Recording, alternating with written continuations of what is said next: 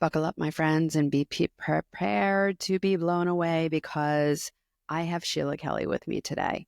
Now, I met Sheila at a dinner party and I sat across the table from her all night long, starstruck, um, because you will immediately recognize her as the movie and rock star that she is.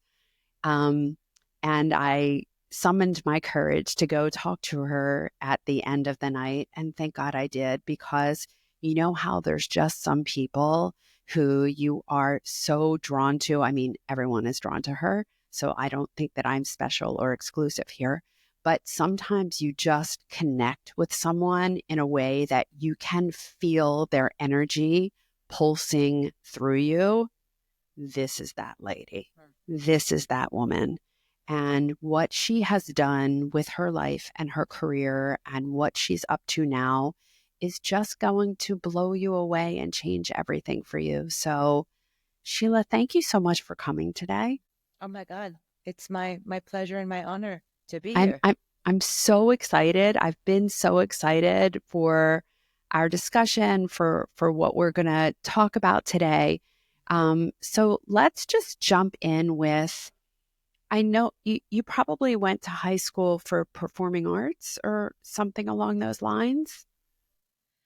I'm sorry, Did you? you glitched out there for a second. Oh, no, no, no. Did you go to high school for performing arts or something No, along those lines? I No? went to high school in Pennsylvania and Where? public high school in Greensburg, Pennsylvania called Hempfield High. I don't know where Greensburg is. Where is that? Nobody does. Nobody knows where Greensburg is. It is this little town about an hour outside of Pittsburgh. Oh, okay. Western Pennsylvania. Yes. All right.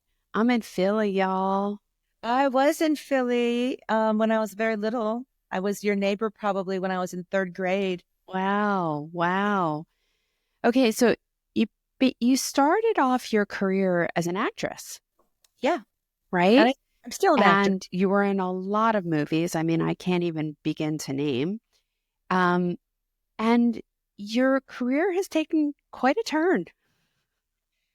Quite a turn. That's putting it lightly. I Yeah. think I tapped into source and a calling was kind of put in front of me and there was no choice. There was no choice. I had to follow the river of the light, so to speak, or the river of energy that was like, this is where you need to go. This is where you need to put your attention.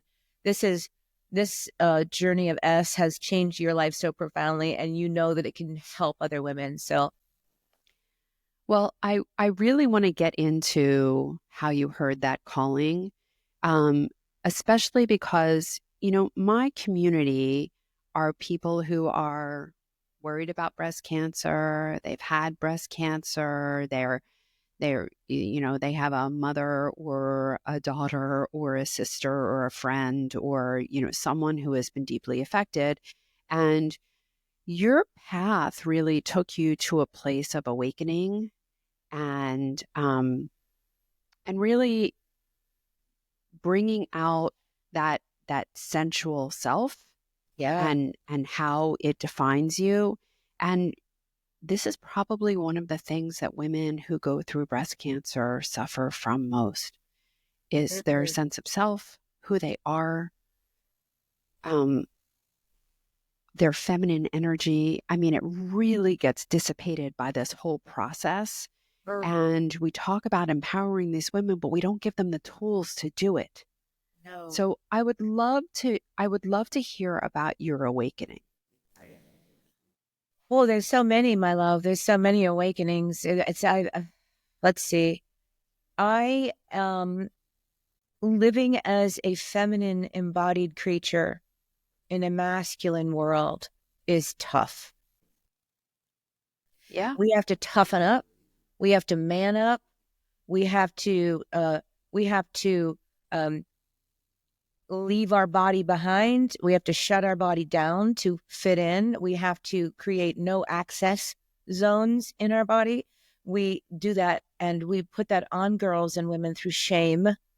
So we need to, that's where I was 25 years ago.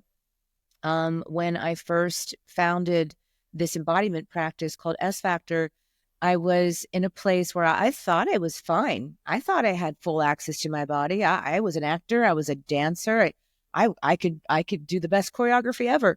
But when I had the opportunity to do this film called Dancing at the Blue Iguana, where I had to play a stripper, a professional stripper, I got up to rehearse for this film. I got up on stage to rehearse for this film, and I didn't know my left foot from my right elbow. I didn't know I was shocked. I had been a dance major at New York University. I did not know how to find my overtly feminine, pleasure-filled, curvaceous, sensual body. Gone. Where? I don't know. Down the halls of the no access zone in my body. I just wonder, and this might not apply to you, but we have this perception of Hollywood and the pay to play and how women get roles and how women are successful in this field.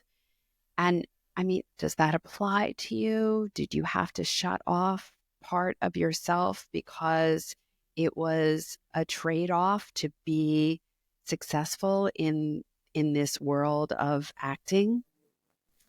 I think I had shut all those parts down much earlier, even. I had shut down all of the things that are what I call the feminine geniuses, because in a masculine world, those geniuses of the feminine are seen as weak.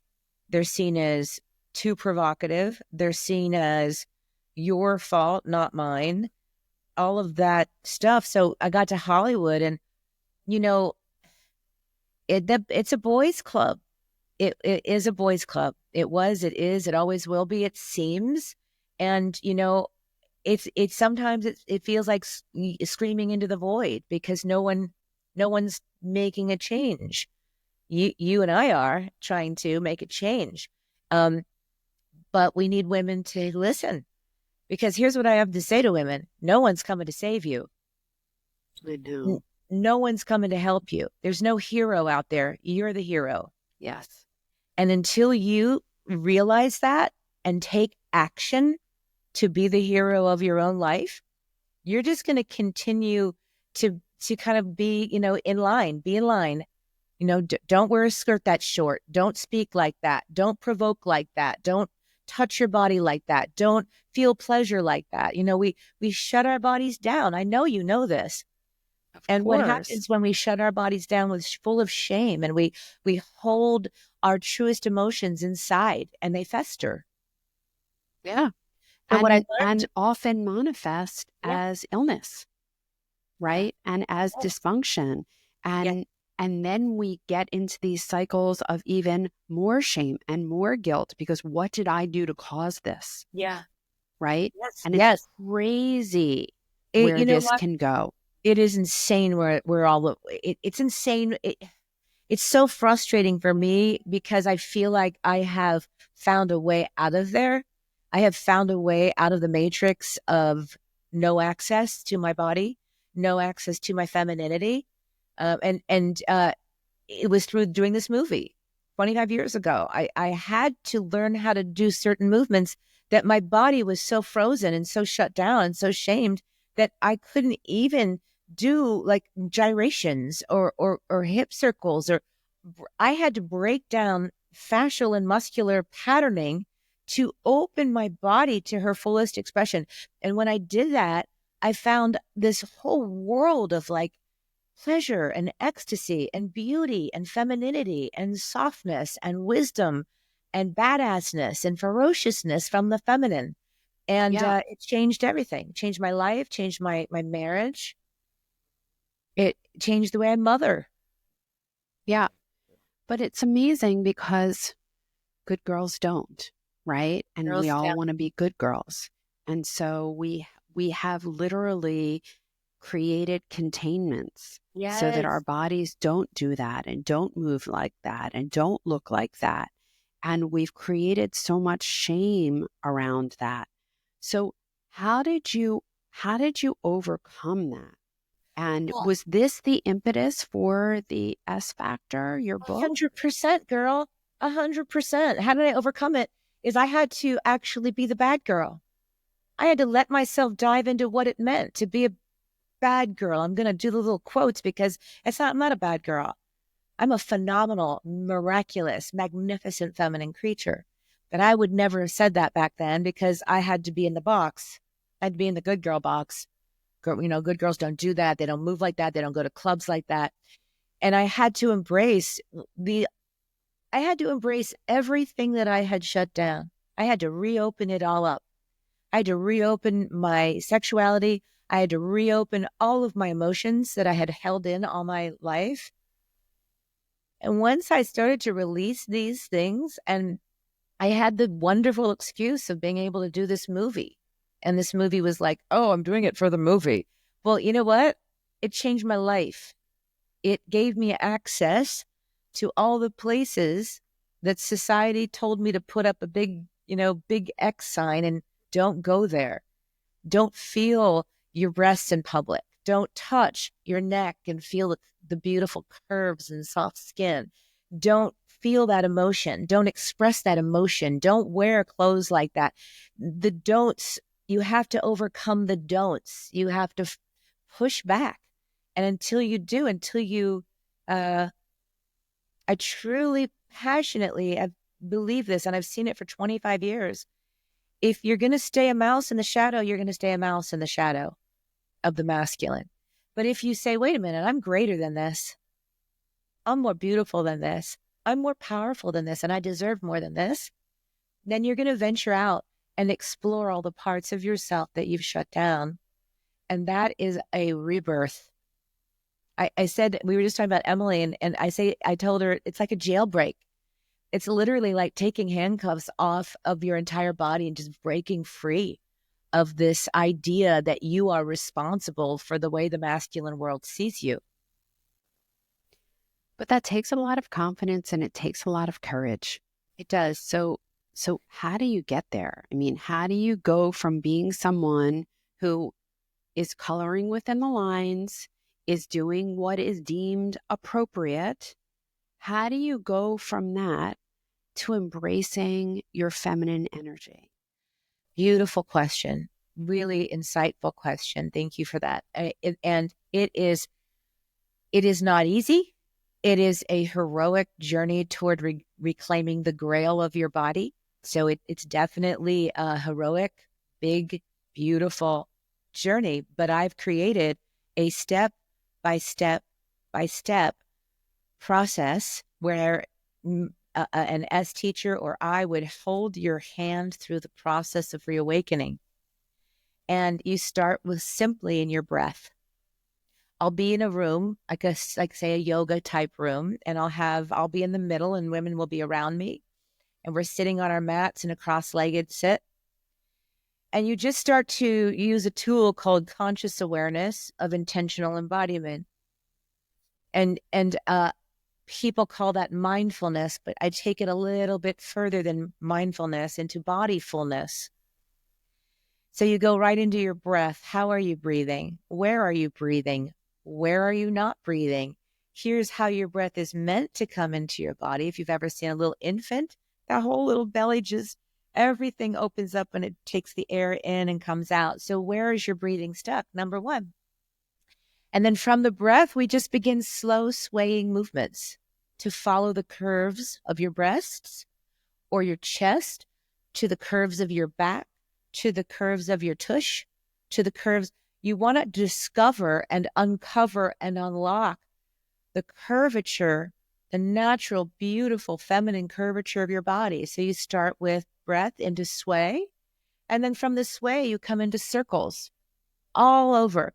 Your arm circle, your chest circles, your head circles. And then as your body's moving and releasing and opening, you're going to start to seek pleasure in that movement. So as I'm swirling and swerving my body, I'm seeking pleasure in all of the different muscles that I'm stretching and strengthening.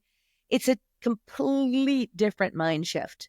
It's It's movement not to get strong and healthy. It's a movement to feel pleasure and ownership and to take up so much space.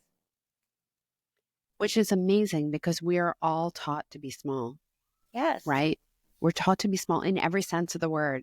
We should be thin. We should be quiet. Yep. We should not be taking up space. That's right. This is so ingrained in us. That's exactly right. And I know that women who are on a breast cancer journey have a tremendous amount of guilt about this, because part of it is like, who was I to take up so much space? This is the world telling me to retract. And in Girl, fact, I think it's probably quite the opposite. it is. I totally agree with you. I was living so small. And when I did this film, I produced this movie. So some part of me knew that I was going to save myself. Some part of me, when I Well, was there are no accidents. You know that, right? no, I totally agree with you.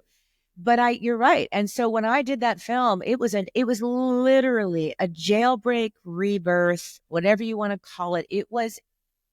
I did not realize how expansive and beautiful and vibrant, powerful this world was until I found the vibrancy, expansiveness, and beauty within myself.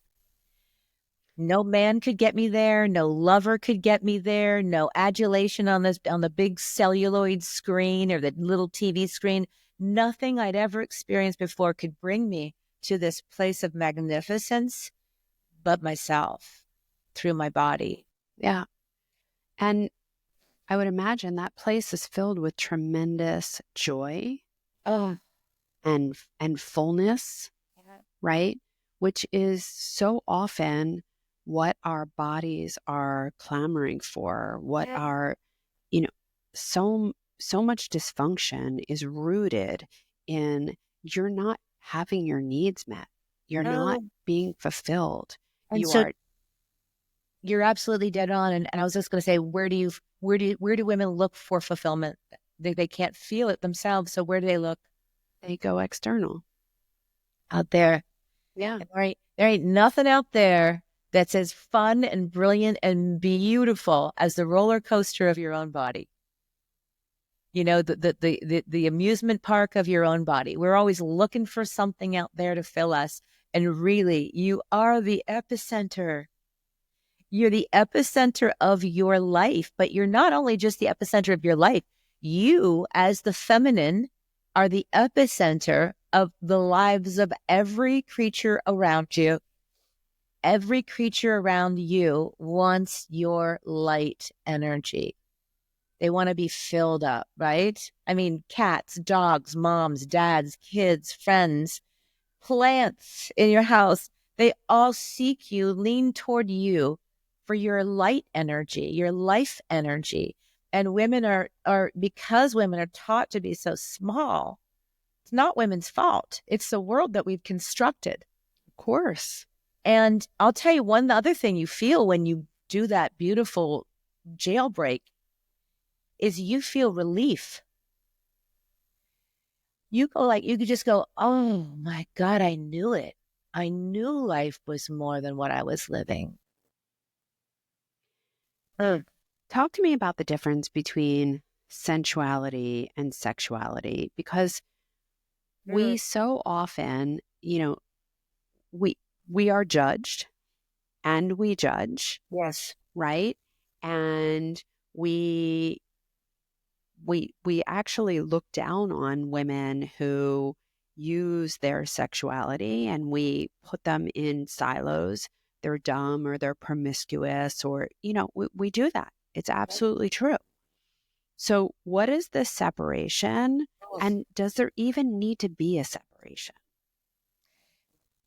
Number one, very astute of you, is who separates the masculine or the feminine in the qualities of life. Look, when I talk about masculine, feminine, I'm talking about two distinct, non-binary, but holistic spectral energies.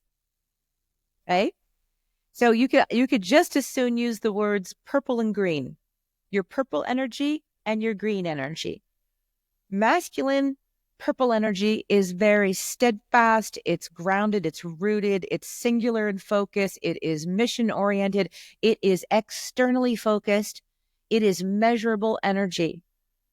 Feminine energy is multi-focused, it is mother nature in action, it is abundant, it is emotional, it is Expansive. soulful, it is so powerful.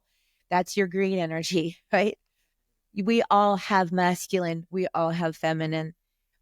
Because we live in an overly yanged masculine world, and we're always trying to, be measurable and look outside of ourselves, we compartmentalize everything. I go to the gym to work out my muscles. I go to the shrink to talk about my feelings. I go here to work my mind. That is not the way of the feminine. The way of the feminine is holistic. It is literally Mother Nature. It is balmy and warm, and then it's stormy and wild, and it's emotional, and it's sensual, and it's free, and it's expressive. And so when we talk about sensuality, sexuality, we talk about certain elements of embodiment.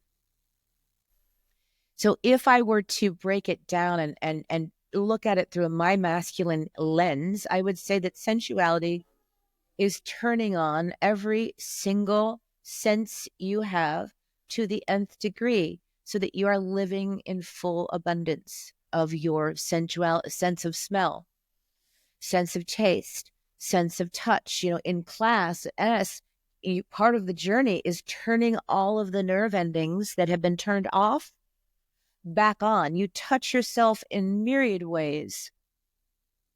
It's so powerful. If you were to look at sexuality through the male gaze, that would have to do with more genital connection and maybe more erotic turn on. Um, I would imagine that it, I can even speak to myself, and there, it is very, very hard to overcome all those boundaries that have been put up for so long. Yeah. And when those boundaries come down for people that do the work with you, I would imagine this is a very emotional time for Mhm. people. Like, I could see people really having a tremendous rush of emotion going Yes, along with this process. Do you find that? 100%. 100%. And it's usually releasing old, stacked, uh, frozen, accumulated emotional energy from years and years, years and years. So if look, the human body, especially the feminine human body, is built to use emotion as energy to live by. Every single emotion is a biological tool of evolution. We are here today because of all the beautiful emotional energy that we listened to and we used and we funneled through our body to survive and thrive. I could give you an example of rage. Rage is a beautiful, healthy emotion that has kept us safe when there's threat. Mm-hmm. We use our rage to fight. We use our rage to survive, right? We use our sadness to create connection and empathy and family, tribe. Yes. All of these 10, there are 10, in the work I've been doing with embodiment, there are 10 very clear, distinctive emotional energies that should be moving through every animal, through there's 5 light emotional energies and 5 darker emotional energies, and they are all part of evolution, right? So when we are cultivated and civilized and we want to act a certain way, well, if you're sitting at a table and your father says, don't you cry, don't you cry, don't you cry, well, you're going to do everything possible to not cry. And you're a little girl, and you breathe, you literally, your tears are coming, and you go, You inhale, you suck the emotion back in, you pull the tears back in, and you let it land somewhere. Maybe here, maybe in your jaw, maybe in your shoulders or your neck, and you squeeze it there. And you hold it there because all your life, your dad doesn't want you to cry. So guess what? You could become shaped in denial of life. So when we come into this practice of S, of reclaiming yourself, I'm going to ask you to move these muscles here. I'm going to ask you to stretch them and reach them and touch them and soothe them. And inevitably, when you are soft enough and your parasympathetic nervous system is turned on completely, you're going to start to release all of that emotional energy that was trapped in there, holding your life force at bay. So you might weep, but not know why you're weeping. You might start laughing hysterically as you're doing some of this really sensual, sexy movement and not know why. But you don't need to know why. You can go to a psychologist and unpack the story, or you can just release your body and let's know that that's just a release. And I think that's so amazing that is actually what's happening. And years of therapy and trying to unpack this can probably be sped up by physically releasing this. And I know, I mean, I'm as guilty of this as anyone. It's interesting that you talked about rage, and that rage is a normal and healthy and important, meaningful and important emotion. Yeah. But so many of us are walking around in a silent rage because we were told, don't let it out. Don't you be angry. Don't cry. Don't scream. Good girls don't cry. Good girls don't get angry. Right. You look like a There's no fool. crying in baseball. Isn't that what Tom Hanks said? There's no crying in baseball. Yeah. Right? Yes. And so, for many, many years, I walked around in a silent rage because it wasn't, I didn't feel entitled to feel what I was feeling. Yeah.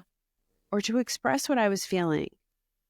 And so completely locked up inside my body, which manifested as, I went through a very, very long and hard journey with illness. Very long and hard journey. Wow, I didn't know that. And so much of it was this rage locked inside of me. Yes, hello. I'm so happy to hear you talk about this because it is one of the tenets of S Factor, is one of the geniuses of the feminine is what I call emotability. Our bodies should be like a windsock, moving every emotional energy that comes at us through us. And what the feminine can do is transmute that energy into life and love, right? Fierce love. Use your rage to love fiercely. Use your sadness to love deeply. Use your fear to love mysteriously. And these are all the things we do in class. This is what you do as you learn this process of re-embodying. You become you become so astute at playing the instrument of this body to the fullest capacity that she has, which is what you're talking about. Yes, it can. Trapping emotion in the body can do so many things. Dis-ease, yes. And it just robs you. It literally is like a thief robbing you of your life potential. It's true. We're just so conditioned not to feel, right? Yes. Even it starts so young when we hush the baby. That's right. Like, don't cry. Even though babies aren't crying to aggravate you. They're crying because they have legitimate need that is not being met at that moment. And it starts so early for us. And the conditioning and don't feel. And I know where it comes from. I know that it comes from this like safety of the tribe where we are modern beings living on a very old gene code, and we are genetically programmed to stay within the tribe, not to step outside, because if you stepped outside and you were alone, you weren't safe. No. And even if there was toxicity within the tribe, it was still safety. And Yes. even though, things have significantly changed and we no longer need that tribe mentality, it is ingrained in us. 100%. I had the honor of going to Africa, Tanzania, a year and a half ago to hang out with the Hadza tribe. And the Hadza tribe are one of the last hunter-gatherer tribes living today. They're the one they click when their language is like popping, like click, pop, click. I can't do it Mm-hmm. as well as they do it. But it was, you're exactly right. And some of the older folk, they used to get the baby to stop crying because the baby crying would scare away the prey, which is how they live. Right. They would take a knife and they would cut deep scars right here down the cheek so that when the tears came, it would burn so much that they wouldn't cry. And so they've stopped. I think they've stopped this because I was hanging out with a lot of the children and only one or two of them had these scars. But you can see the older folk definitely had these deep gouging scars. It is true. So much of evolution and civilization, those two things have totally, they've taught us to betray the innate brilliance of the primal body. And even though we're super evolved now, we're so disconnected from our primal body. And that is exactly what S teaches, is getting back into your primal body. Your body has wisdom that you haven't even touched yet. I can say that full-faced certainty that I've seen it, I've felt it, I've taught it. When you open up the oracle that is your body, you will ascend into the life that you deserve because your body is so primally brilliant. Your body's terrestrial. You are not. You were put in this body to take this soul's journey.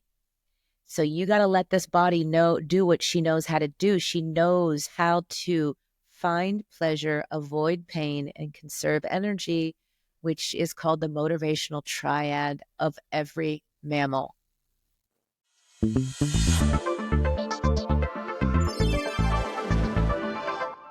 Are you ready for a breast cancer screening revolution? Well, I'm thrilled to introduce to you a breast cancer screening tool that I have only recently learned about, but I have universally adopted. This is the ARIA test. This groundbreaking at-home breast cancer screening test is one that I believe will completely change the game.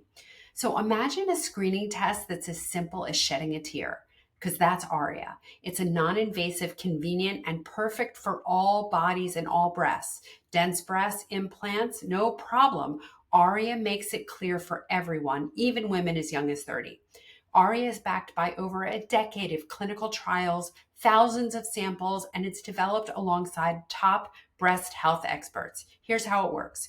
You collect a tear sample at home, and then ARIA then analyzes it for protein biomarkers that can signal early breast cancer.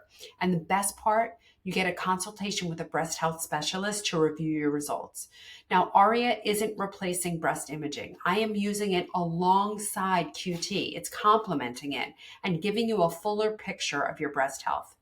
Knowledge is power, and ARIA is putting that power back in your hands. It's time to take control of your breast health, and ARIA is another way of doing it. Go to aria.care, AURIA.care, and use my code Dr. Jenn 20 in capitals, DRJENN 20 to get 20% off. Back to our show.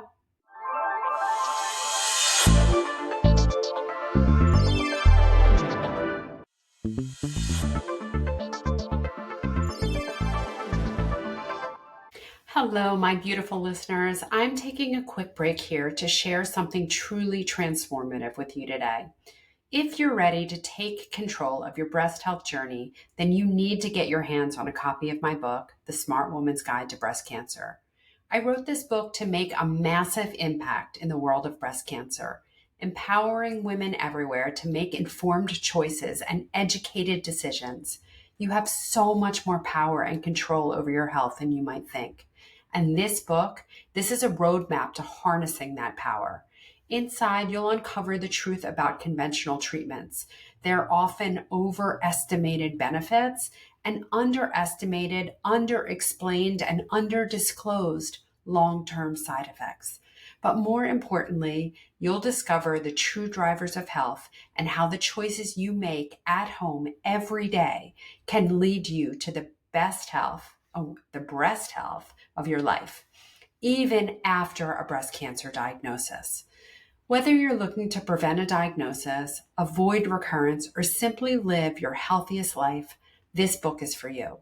Join me on this journey to empowerment and health. Grab your copy of The Smart Woman's Guide to Breast Cancer today, and let's revolutionize the way that we approach breast health together.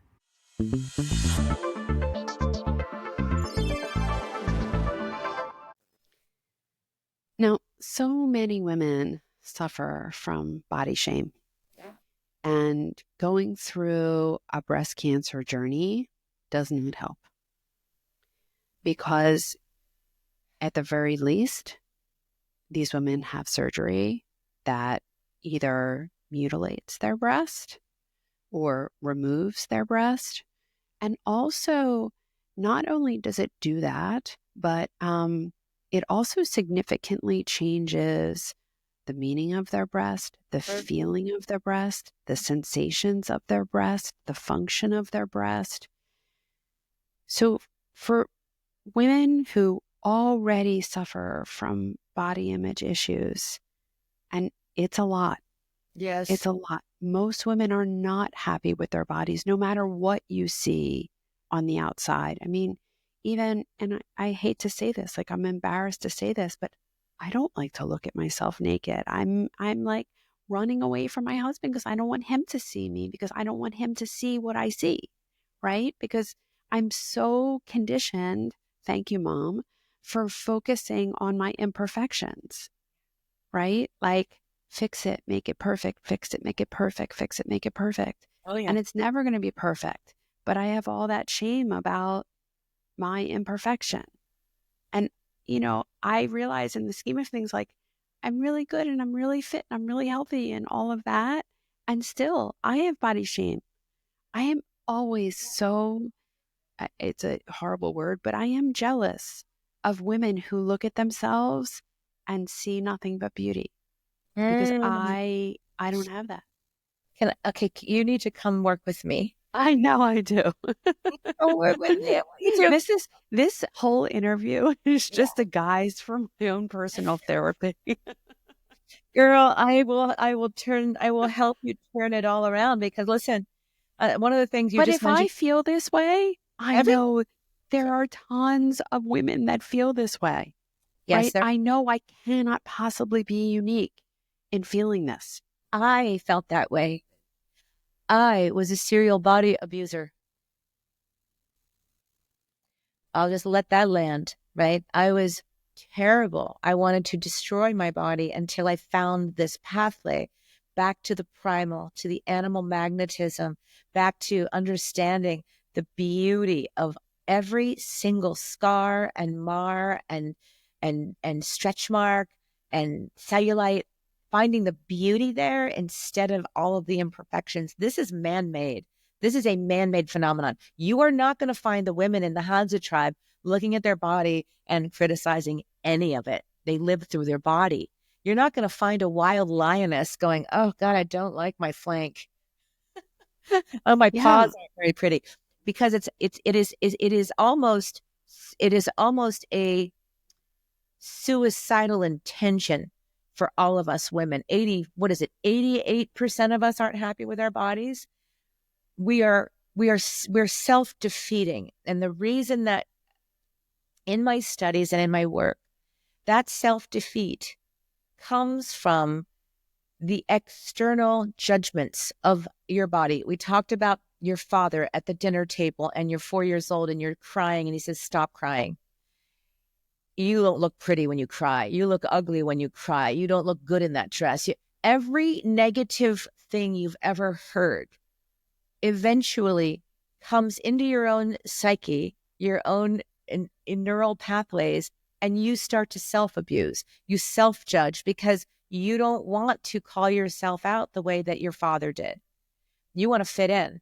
You want to fit into the tribe, because if I get outside the circle, I might die from a saber-toothed tiger. So you're right. It's a very, very convoluted, tangled rat's nest that we've gotten ourselves into.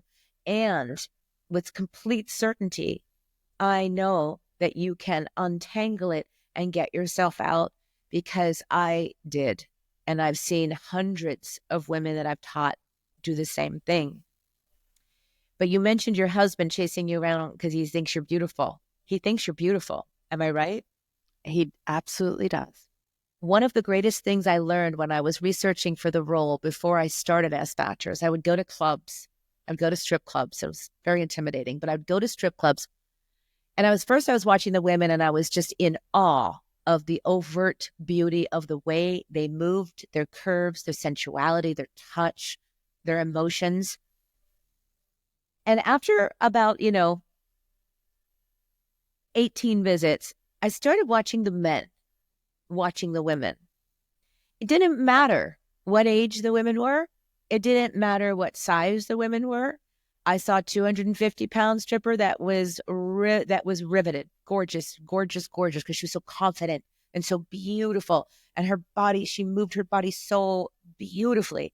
But those men, they don't give a flying banana about cellulite or stretch marks or dimples or Mars. I learned to love my body through watching men love every single woman. And then I realized, oh, this is all part of the game of keeping me shut down, no access.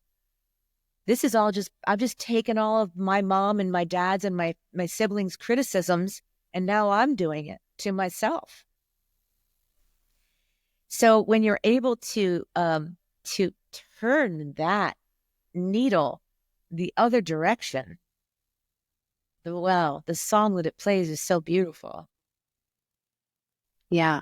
I feel it from you. I felt it from you from the moment I met you. And, it's like my Harry met Sally moment. Like, I want what she's having. Yeah. Yeah. It's accessible. It's right here. It's right there. It's simply in your breath. It's simply slowing down enough and using the tool of conscious awareness of intentional embodiment to seek pleasure. Put your hand somewhere right now. Put your hand somewhere on your body. Wherever you want to put it. And just focus in on that hand. It's so hard for women who have been so locked in to not kind of feel shame around it. That's part of the journey, my love. Remember the bison. Remember the bison. When a storm is coming, they don't run from it like the other animals. They turn and they go through the storm. That's exactly what I'm saying, is you've got to go into the shame, loves. You've got to break the mold. You've got to break the pattern of the shame by going in. So putting your hand right there. I don't care where. I put my hand right here in my chest. And I'm just going to feel the warmth and the heat emanating into my chest. And then I'm going to focus on my chest being touched by my hand. And then slowly just start to stroke it, like maybe even a maternal, loving, nurturing touch. And then it almost wants to bring tears to my eyes. How loving that is. I can feel it. I absolutely feel that. It's so beautiful. And that's just right here. So just imagine as you break down and you decide, okay, I'm taking this journey of deep embodiment and I'm going to touch every single part of me, and I'm going to find all the beauty and the emotion. I might touch a part of my body and feel fear and want to shrink, but then I'm going to soften into that touch. So you can even start just with this, just with self-touch. There are like 18 different ways to touch your body. You can touch it with nurturing. You can touch it with tickling. You can touch it with stroking. You can touch it with deep pushes and massages. You can touch it with compassion. Touch your body. If you are suffering from breast cancer or you have had surgery, touch your breasts. Oh my God, the warmth I feel right now coming into my breasts is so powerful.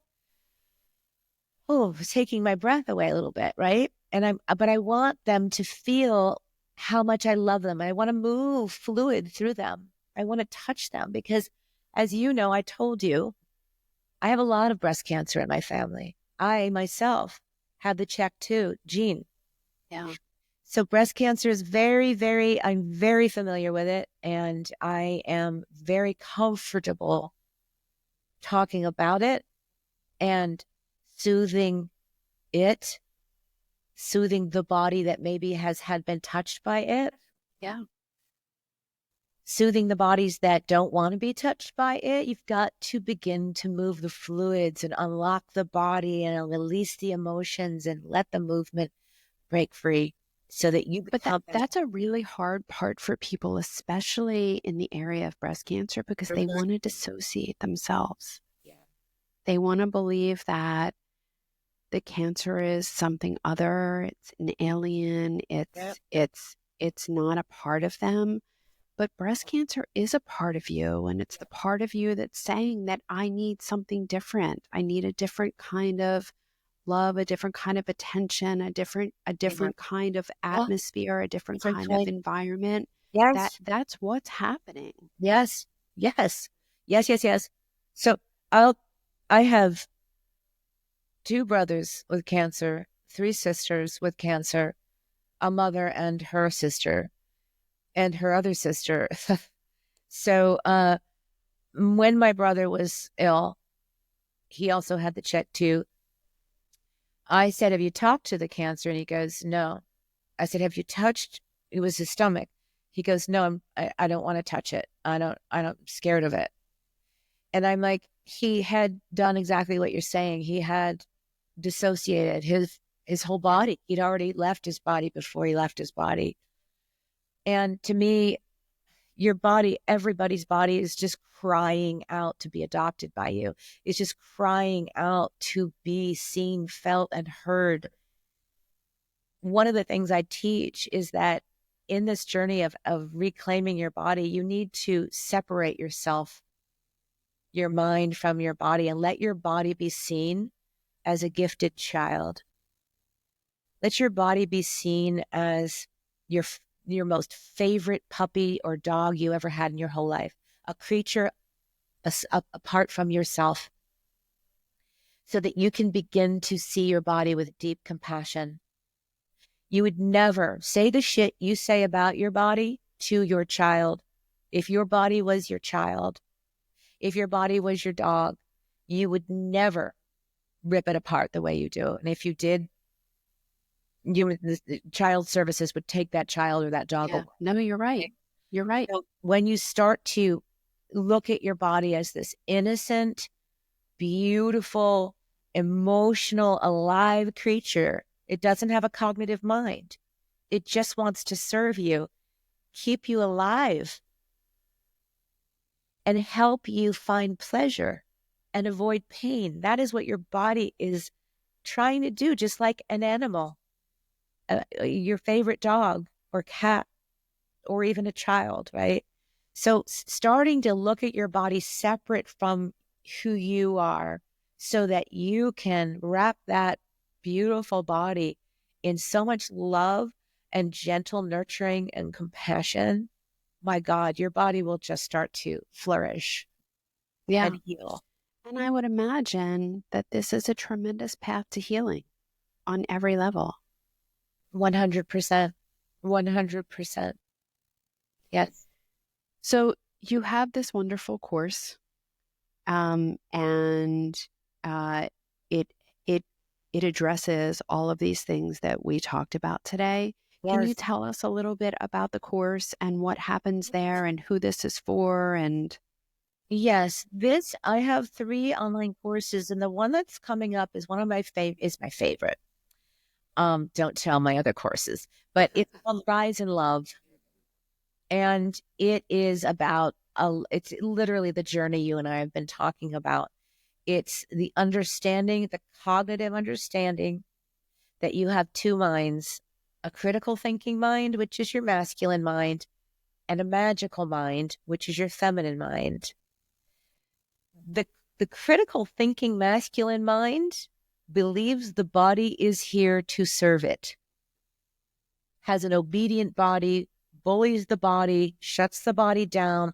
It's the one that wants to not cause everybody to criticize it, so it criticizes itself. Drill Critical sergeant. Yes. And the critical thinking mind is always looking for a problem. And if there isn't one, then you become the problem. My ass is too big. I have cellulite. I have stress. That's the critical thinking mind. It's the journey from the critical thinking mind to the magical mind, the feminine mind that believes that she is here to serve your body's experience. Your magical mind always asks, what does my body want? What does my body want? Before I take any action, here, eat this food. What does my body want? Will this embolden and strengthen my body, this chocolate cake with ice cream? It's getting so tuned into your body that you're like, no, no. My body said, no, give me some honey with strawberries. So that's the first part of the journey. And then you deep dive into the masculine and the feminine and how to understand our masculine counterparts in the world, how to understand with compassion and love and empathy those that are different than us. So learning and then understanding that we of the feminine are what I call mystical feminine creatures through the body. The body is a mystical feminine creature, and you need to treat her like a mystical feminine creature. And your masculine counterpart needs to treat her like a mystical feminine creature. She's the oracle, man. She's the one that knows. She's got the gut instinct. She's got the emotional connection. She's got the sensuality. She is so tuned in. And she should be who everyone looks to for guidance on this planet, the mystical feminine. And then we'd move. We find your dance, the dance of your feminine body. And so the class is 2 hours, once a week, every Thursday for 3 months. And it's with me. And then we have guest teachers come in, and it's truly beautiful immersion into the rebirth of freeing your body and becoming as expansive in your body, in your heart, and your mind as you can become. And is this an online course? It's online, absolutely. We Zoom in from wherever you are in the world. And I've been doing the Zoom courses for like 4 years now, going on 5, and they're phenomenal. We can move together. You can even more clearly see my body moving or the teacher's body moving, so you can understand the kind of the structure of the movement and how to free your body and how to find the fullest expression. So it's been an incredibly wonderful transition from in studio classes to virtual classes. And Amazing. And this is even for the person that, let's say, got your book, The S Factor, and was blushing this is on nearly every page. most importantly for that person. Most importantly for that person, be the bison. Yeah, You know, absolutely. be the hero of life. So I'm going to make sure to link to that course. Great. And people can sign up online. And you've been very, very generous. And you're going to give my listeners a discount, which is so wonderful. And I really do hope that people can take advantage of it, because there is so much healing to be had. And this is a really important journey that most people do not take. And, you know, they think about having surgery, and they think about the conventional treatments, and, you know, they're asking me what to eat and what to supplement with. And, you know, they're asking me for my sage advice all along the way. And they're not acknowledging the thing that brought them to that state in the first place, and they're not releasing what is holding them in Mm. that state. Wow. And Words, sister. that's what makes it so important. And these are not conversations that are happening often enough. Yes. Yes. I hope your sage advice will now include get up and dance, Yeah. move, S Yeah. factor, come and Well, take it. we have to allow ourselves to feel, to emote, to, and we've become a culture that is only getting worse in terms of Yeah. emotion and expression and that kind of thing. In that, yes, there are voices, some of them being silenced on social media and things like that. But think about what we're doing to our faces. Think about all the Botox and the Oh, things that are preventing us from feeling, expressing, excuse me. right? With Yes.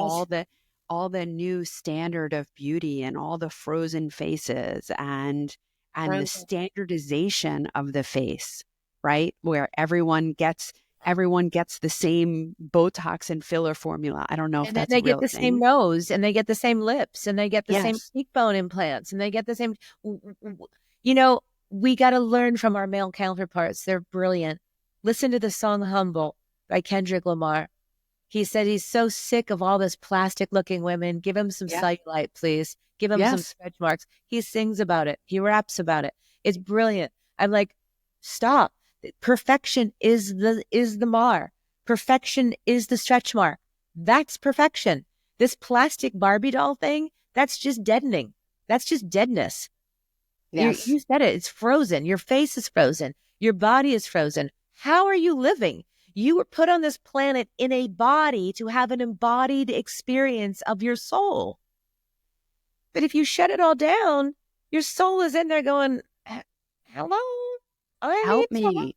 I want to express myself. Help me. Yeah. Yeah.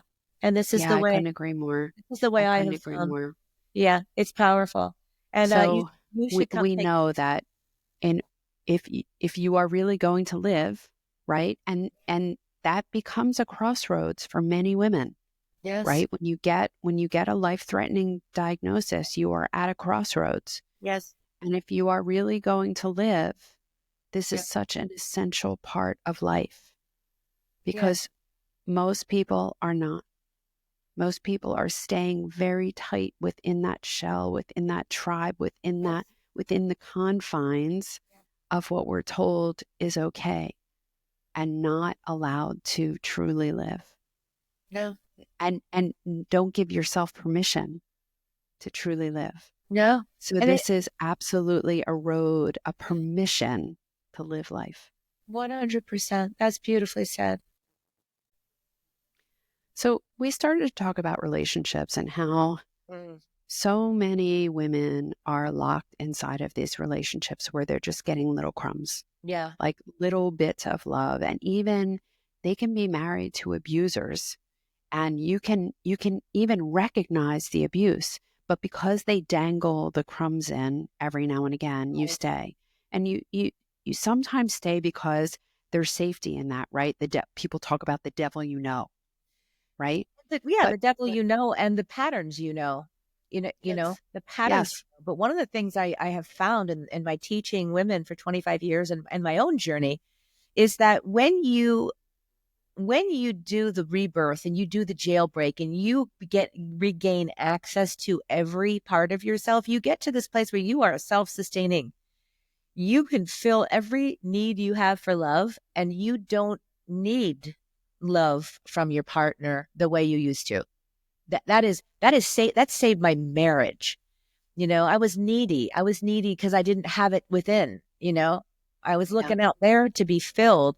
So when I found this journey and I found how fucking badass and bold and magnificent and beautiful I was, then all of a sudden I didn't go to him for fulfillment. I found it here. Because what I have learned a lot is that the masculine doesn't love us the way we want them to love us necessarily. They love us the way they know how. If you're with an abuser, there's no excuse for that. Get out of that. But if you're with a man who just knows how to give crumbs, that's okay if you are able to fill yourself up with absolute and utter joy, pleasure, delight, dance, connection to other women. That is, by the way, the original tribe, right? It The is. original You're tribe, absolutely right. yeah, it's the circle of the feminine. And we'd have the fire in the middle, the children in the middle, the older women in the middle, and the women would be in a circle and we would protect each other. I looked over your back, you looked over my back. The men would come back after 15 days out on a hunt, throw the meat in the middle, fuck, leave, go back out on the hunt. Yeah. Crumbs, crumbs, big, huge Crumbs. chunk of meat, though, crumbs of love. But that's okay because we don't need them for feeling value and But it feeling. wasn't until you really found all of this self-fulfillment that that was okay, and it changed your marriage, right? Changed Because my you marriage went completely. from I was, looking to him yeah, for love yes, to you had everything that you needed, and it was a want thing, right? exactly. Our marriage was look, we've been together 35 years. I'm madly in love with this man. I want to devour him, sometimes in love, sometimes I want to just shoot him. But we have such a passionate, beautiful, loving, deep, profoundly historical relationship, right? But the first 10, 15 years was very rocky. And it was rocky because I didn't know how to fill myself up. I was living small. I was living in this small body, in this small breath. I was taking up the littlest amount of space I could, and I needed more love, Richard. Richard, I need. And that's like, kryptonite to a man, needy. At least my man, he was like, oh, No, every man. every Yeah. man needy. And then I was like always looking around if there was another man. Was there another man that would fill me up more? But then I found this movement when I did this film, and I found this embodiment, and I found this sisterhood, and I found emotional freedom, and I found that, oh my God, within me was everything I was seeking from him and more. I found within myself ecstasy of aliveness, of just being alive, freedom. I was huge. I Yeah. was as big as the universe. I wasn't a little mouse anymore. So it changed everything. But I'll tell you, there's when I teach women and women start to morph into their greatest potential, men show up in 4 different ways. I call them the A, the B, the C, and the D men. So the D man is a dominator, toxic dominating energy. Basic tenet is that the world revolves around my pleasures and what makes me feel good. That toxic D man creates a D woman, which is a disenfranchised, docile, small, aching woman aching for more. The C man is what I call the compromised masculine. He's the masculine that has overgiven and overpleases everybody and everything, and somewhere along the way has given his virility over to society, to a job, to a woman. And the women that he cultivates, the kind of energy that he calls in, is a masculine, a woman who has been told not to touch her feminine, but to cultivate her masculine. And then you've got the B man, and the B man is what I call the boy man. And he's like the skateboard dude, and he's 49 years old and still working as a busboy, and he doesn't want to pay rent. And he doesn't, he's just like, woo, he's really exciting to be around because he's so fun, but no sense of masculine virility and responsibility. The other side of him is the bee woman, the babe, the baby, the helpless one, the girl, the one that has grown up to learn that she's completely and utterly dependent on the toxic D man. And then you have the A man that is an awakened masculine that understands his virility, his power, his purpose, his mission, and nothing is going to distract him from it, not love, not anything. But he sees the feminine as a magnificent, beautiful, vibrant. He wants her to be more and more and more because he understands that she's the mystical feminine creature. And when she becomes fully lit up, her light feeds him like ambrosia.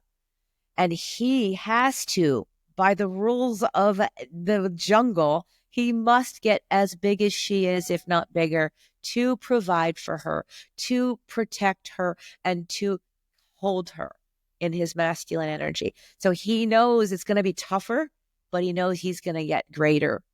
And the A woman is a completely realized, awakened, fully expressed, fully radiant powerhouse of a woman who is still living in the beautiful softness of her femininity. Doesn't have to man up to be powerful, but lives in the soft, beautiful, emotional, strong, powerful, feminine presence that she has. She's the light of the universe. She's the mystical feminine. Well, let's hope that we can see more and more of that, Yeah. because that's really the goal, Yes. right? And that is life. That is life, to embody that. Imagine the world, though, if you had A men and A women and not all the other drama. All the other Imagine, iterations. it's so beautiful. I want to say one last thing that's so powerful. The Baha'i, they speak of the great bird of humanity. And the great bird of humanity should be flying us forward into the future, into greatness, into beauty, into evolution. But the great bird of humanity is only flapping one wing, and it's the masculine wing, because the feminine wing is tucked inside and atrophied. So the great bird of humanity is spiraling and circling and can't move forward. And that's the D man and the D women and the C men and the C women and B, right? And what needs to happen now is that beautiful right wing, that feminine wing needs to unfurl and begin flapping so that we can move forward into the Yeah, future. that's beautiful. That is beautiful. Sheila, thank you so much. Where can people find you? You can find sfactor.com. You can find Sheila Kelley S on Instagram. You can find S Factor Official on Instagram and follow us and talk to me. I write all my responses. I love my little Instagram. But yeah, find me and come say hi. Amazing. And we will make sure to link to your course Thank you. in the notes, Rise in Love. And if you liked this, please comment, send us a comment. We'll send you an answer, and share this with someone who needs to hear it, because I know that you know someone that needs to hear this. And know that I will be back next week, same time, same place. It's Dr. Jenn. Bye for now. Oh, also, I want to remind you that if you do have someone who is going through a breast cancer journey, make sure that you pick them up a copy of my book, The Smart Woman's Guide to Breast Cancer. And we'll see you next time.